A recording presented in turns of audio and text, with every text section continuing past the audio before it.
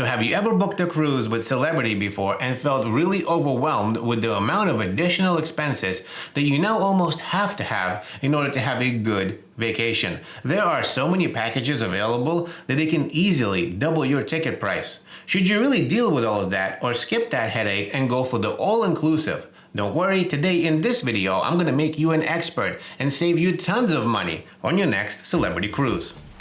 Last year alone, I've sailed with Celebrity 3 different times, both in the all-inclusive and cruise-only rates. I've also tried the Aqua class and purchased tons of packages individually to figure out the best choices for you.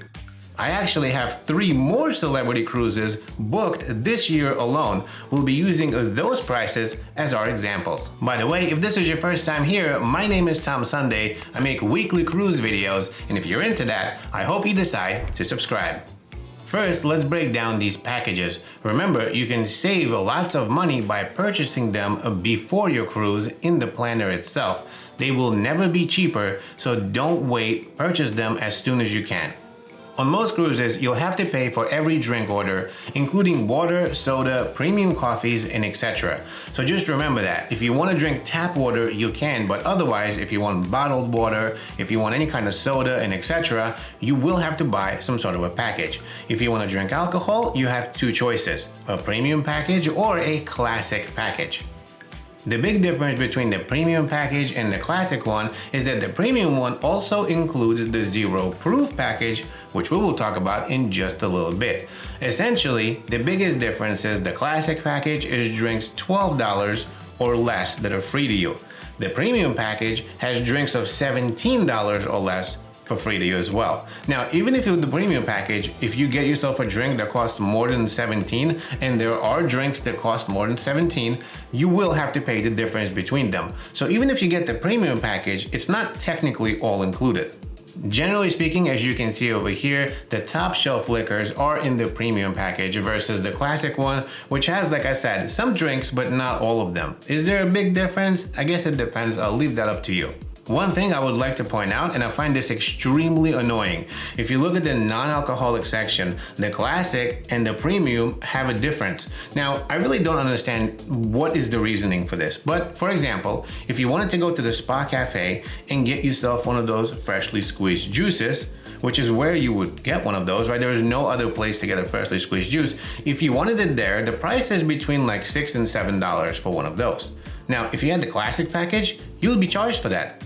Even though you're allowed to get an alcoholic drink that's $12 or less included in your package, for some reason you still have to pay extra $6 for this juice unless you wanted to get the premium package, which is $20 more, and that will of course allow you to have that plus some vitamin water and all kinds of other things. Bottom line is, if it's less than $12, it should be included in the package, but for some reason, they really try to nickel and dime you here into that premium package, and I find that really annoying. Now, alternatively, if you don't drink, you can actually get the zero proof drink package, which includes all of the premium coffees, the waters, the teas, the juices, including the Spa Cafe ones, and so on. Basically, it includes everything except for alcohol. It's a really smart idea if you're gonna be coming on a cruise, if you don't drink alcohol, to get this, because it'll give you all of the premium waters and everything that you need in all of the different restaurants. It literally includes everything, and you can go to the Spa Cafe and get yourself one of those juices all for free. Well, I shouldn't say free, it's $27.99 per day if you get it early, and $30 per day if you buy it on board. Next up is Wi-Fi. On most cruises, Wi-Fi is expensive and the connection is often slow and spotty. But with the all-included fare option, you can actually have unlimited Wi-Fi on your entire cruise. Similarly, you can buy these packages yourself. There are 2 of them. The basic one is $17 per day, and the premium one is $30 per day.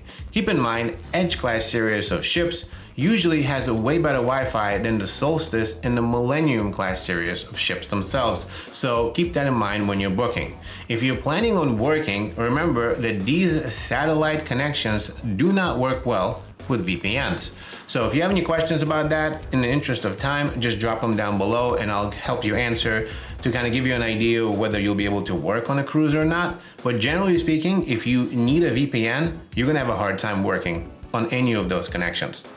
Now keep in mind, you can communicate with your entire party on board via the app. It's completely free to everyone.